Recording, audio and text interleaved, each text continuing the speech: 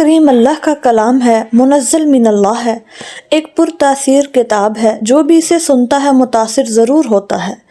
ایک دفعہ یمن کے قبیلہ ازد کا ایک بااثر فرد ضماد ازدی مکہ تشریف لایا تو قبیلہ قریش کے سرداروں نے اسے متنبہ کیا کہ یہاں ایک شخص ہے جس کا نام محمد صلی اللہ علیہ وسلم ہے، اس کے کلام میں جادو ہے، کہیں اس کے ہتھے نہ چڑھ جانا۔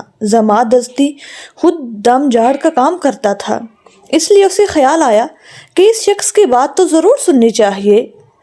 میں کون سا بے وقوف ہوں، اچھا بلا عقل مند آدمی ہوں، اگر بات اچھی لگی تو قبول کر لوں گا ورنہ چھوڑ دوں گا، اگر اس پر جادو کا اثر ہوا تو اسے دم کروں گا تو اللہ اسے شفا دے دے گا۔ اس خیال سے ضماد ازدی آپ صلی اللہ علیہ وسلم کے پاس چلا آیا اور آپ کو اپنے کلام سنانے کی درخواست کی۔ آپ نے اس کو خطبہ مسنونہ ان الحمد للہ نحمدہ ونستعینہ ونستغفرہ ونعوذ باللہ من شرور انفسنا ومن سیئات اعمالنا من یہدہ اللہ فلا مضل لہ ومن یضللہ فلا ہادی لہ واشہد ان لا الہ الا اللہ وحدہ لا شریک لہ واشہد ان محمدا عبدہ ورسولہ۔ بے شک تمام تعریفات اللہ کے لیے ہیں، ہم اس کی تعریف بیان کرتے ہیں اور ہم اس سے مدد کے طلبگار ہیں اور اس سے اپنے گناہوں کی بخشش کے امیدوار ہیں۔ ہم اپنے نفس کی برائیوں اور اپنے اعمال کی نحوست سے اللہ کی پناہ میں آتے ہیں۔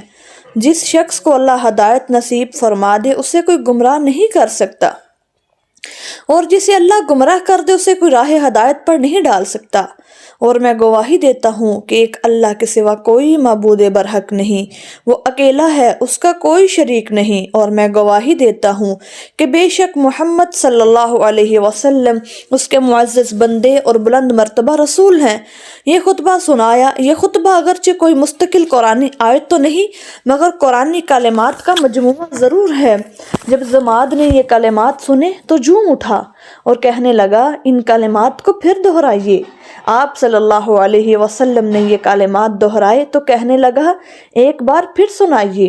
آپ نے تیسری مرتبہ جب یہ کلمات سنائے اور کہنے لگا میں نے کاہنوں کا بھی کلام سنا ہے اور جادوگروں کا بھی اور شاعری کے اشعار بھی سنے ہیں، مگر ان کلمات جیسا پہلا کوئی کلام نہیں سنا۔ سبحان اللہ! بے شک یہ کلمات تو سمندر کی تہ تک پہنچ گئے ہیں، یعنی اللہ کی کتاب جو آپ پر نازل ہوئی ہے دانائی سے معمور ہے، وضاحت اور فصاحت اور بلاغت اور لطافت